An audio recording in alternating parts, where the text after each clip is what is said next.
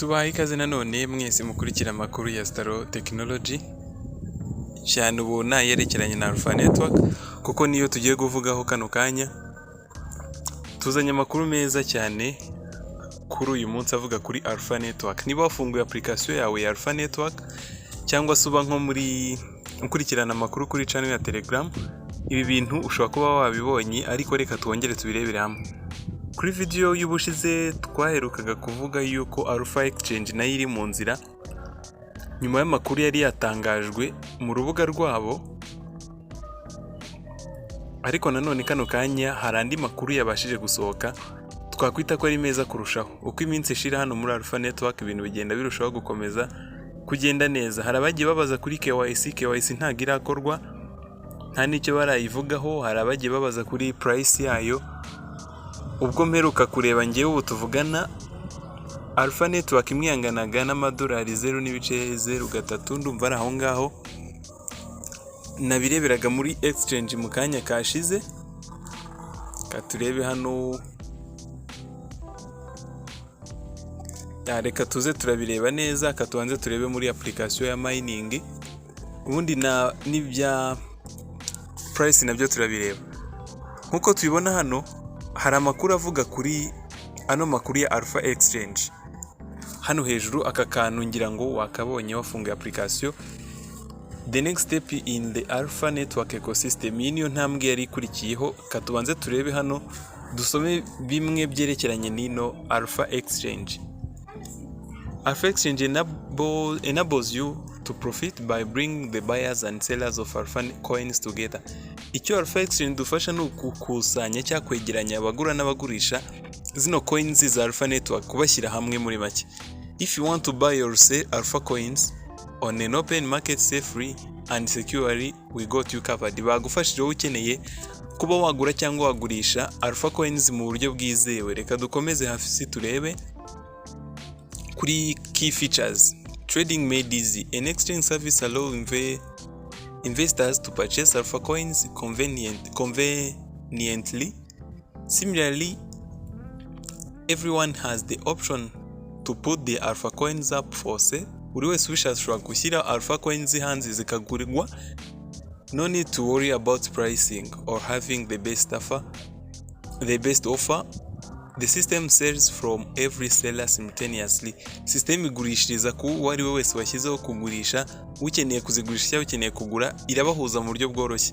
Hari hano kuri as seller, get paid instantly every time someone buys Alpha coin. Uhita wishyurwa direct mu gihe umuntu aguze Alpha coins wari washyize ku isoko. Iyi ngiyi ino Alpha Exchange turaza kubibona ko ijya kumera nka Binance, ushyira hanze nyine ibyo ushaka kugurisha, uzigura akaza kukugurira. The platform maximizes your earnings. Withdraw your earnings to the Ethereum blockchain as USDT. Amafaranga uhawe cyangwa yo winjije mu kugurisha uyahabwa binyujijwe kuri blockchain ya Ethereum nk'ama USDT. Hanyuma unfilled, safe and secure, uburyo noneho byizewemo. The only official Alpha Network Exchange service niyo yonyine hari ino Alpha Network Exchange service. The same intuitive Alpha Network experience is now even better. Buy or sell without fear of losing your coins without any fees. Hano kugura no kugurisha ntago bakata, nta fees iriho. Ushobora kugura cyangwa ukagurisha igihe cyose ushakiye, ndetse ntabwo babiteye kuri no blockchain ya Ethereum. Hanyuma reka turebe as a buyer no nkugura. Buy Alpha coins safely on official platform and always pay a fair price. Ushobora kugura coins zawe za Alpha kuri platform nyayo iri official, ndetse ukishyura igiciro cya nyacyo gihari muri system. Nta kuvuga ngo urongeraho cyangwa barakongereraho fees n'iki bitewe no kugurisha nyawapi, ahubwo uragura ku giciro bagaragaza. Once your purchase is done, you can use your fund in the Alpha Network ecosystem. Mu gihe wamaze kugura, ushobora gukoresha Alpha coins zawe muri Alpha Network, muri ecosystem ya Alpha Network. Maybe guide, aho noneho byakuyobora community forward initiative. Buy Alpha coins safely, official platform. Ibintu ndi ni nkabiri twari tumaze kubona. Iby'ingenzi byari ibi kuri background cyangwa ibyo twakagombye kumenya kuri no alpha exchange. Ni nka summary baba bakoze. None reka turebe kujya kuri exchange. Niba tugiye kuri platform ya exchange hano muri Alpha Network, turaza gukenera kubanza gukora sign in. Mu gukora sign in hari key turi bukoresha icyo twakwita nk'agafunguzo mu gusigninga in kuri Alpha Exchange. Kugira ngo utaza kujya imbere bikaza kudusaba kugaruka, reka tuve hano nako tugatwaye. Uraza kuza hano kuri profile. Nujya kuri profile, uraza hano handitse key manager. Hano urabona niho handitse sign in with Alpha, hano hagahita key manager. Urakora kuri key manager, hanyuma hano key manager for sign in. Here you can manage your keys for authentication with your Alpha Network account within supported application. You can create, use or revoke key at your convenience. Runo ni nk'urufunguzo ukoresha muri application zirusaba cyangwa se ahantu ushobora kurusabwa herekeranye na Alpha Network. Ushobora kuyicreate, ushobora kuyikoresha cyangwa ukanayica mu gihe bibaye ngombwa. Hano ni ya mbere ngiye kugeneratinga, reka nkore generate key hano mu ibara ry'icyatsi. Urabona ko key yanjye isiba generated. Ngiyi hano. Use this key when you wish to sign in with Alpha Network. Hano ukeneye gukora sign in kuri Alpha Network ushobora gukoresha ino key. Hama ngiye gukora hano kuri clipboard kugira ngo nkore copy.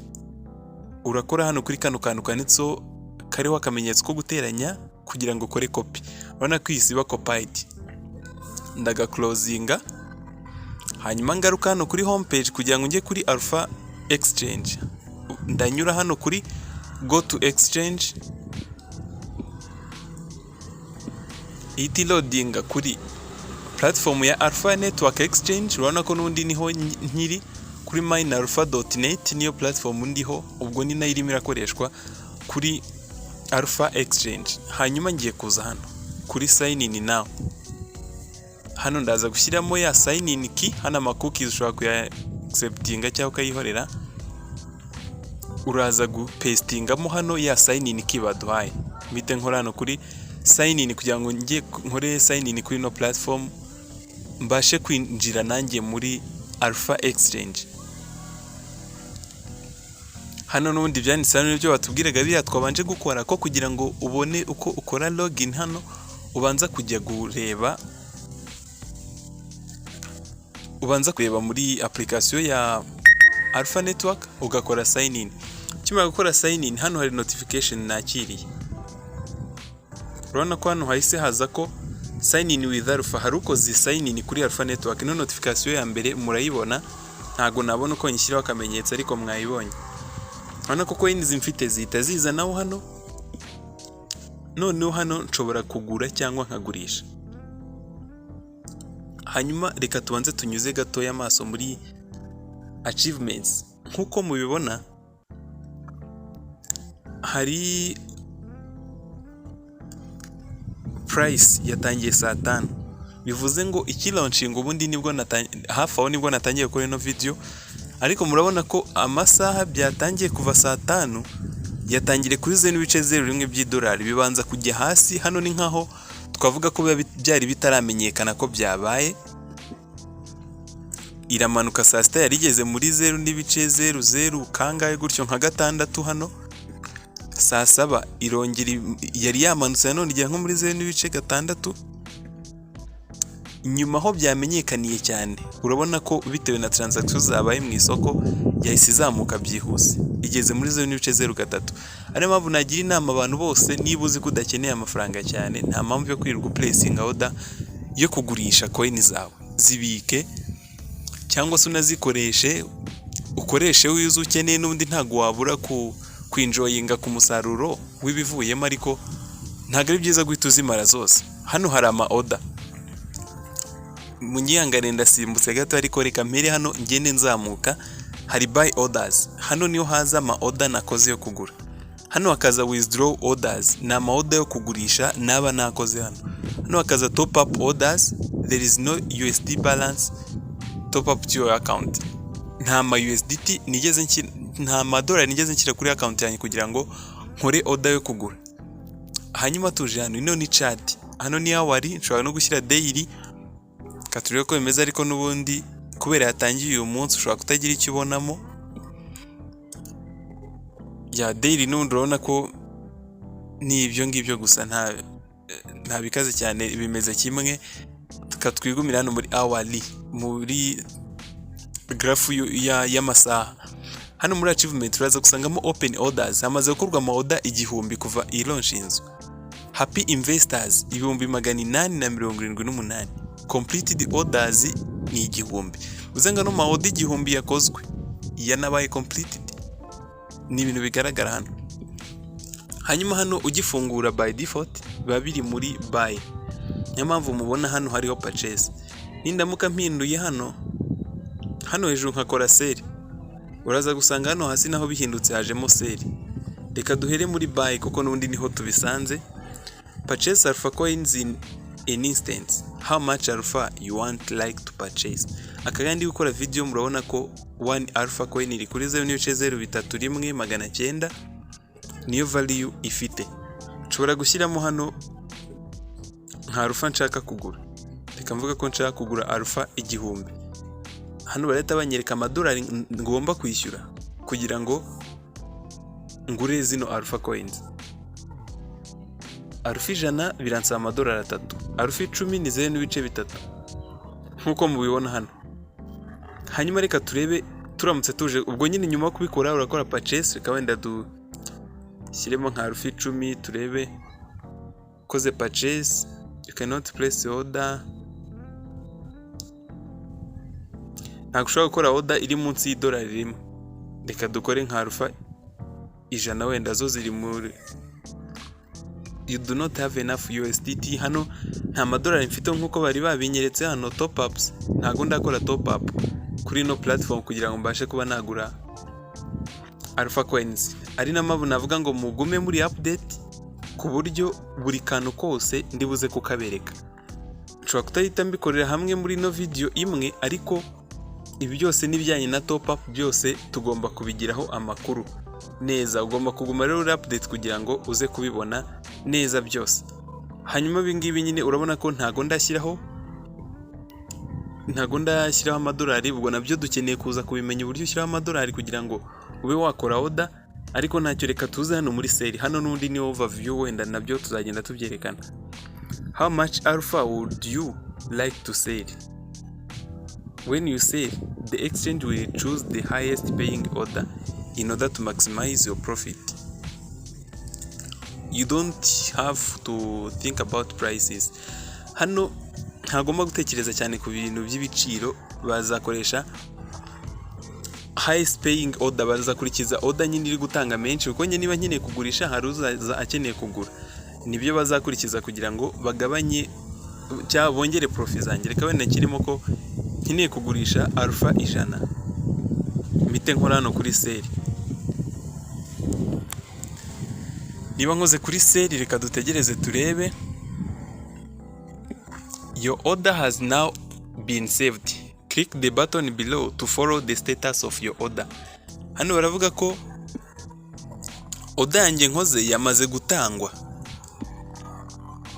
Sorry gatoya. Order nakoze yamaze gutangwa. Nshobora gukora hano hasi kuri no buto kugira ngo menye uko bihagaze, nkomeze nyikurikirane. Reka nze mpakore noneho dukurikirane turebe uko bimeze.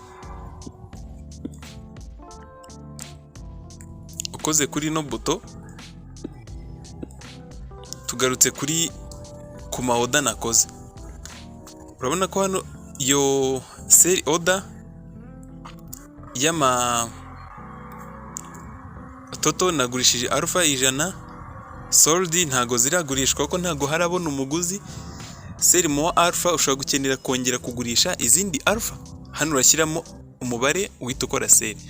Iyo USDT profit ntago ziraza nyine. Hano ushobora kuhanyura ugakansaringa order wari wakoze mu gihe ubonye utakibikeneye. Ibi ni ibya mbere twaberekaga by'uburyo ushobora gukora sell ndetse n'uburyo ushobora gukora buy n'izindi zose z'uburyo ushobora gukora top up n'ibindi byose turaza kubibereka uko video tugenda tuzifata. Turabashimira mwese twabanye, tuzabaha na update y'iyi order dukoze. Ntago turi bikansaringe kugira ngo tuzayisunge, kugira ngo tubereke ibyavuyemo.